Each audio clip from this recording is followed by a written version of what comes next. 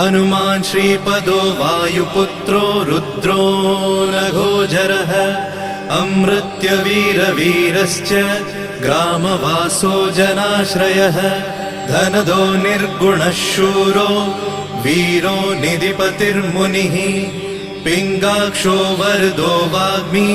सीता शोकविनाशकः शिवः शर्वपरो व्यक्तो व्यक्तो धराधरः पिङ्गकेशः पिङ्गरोमा श्रुतिगम्यः सनातनः अनादिर्भगवान् देवो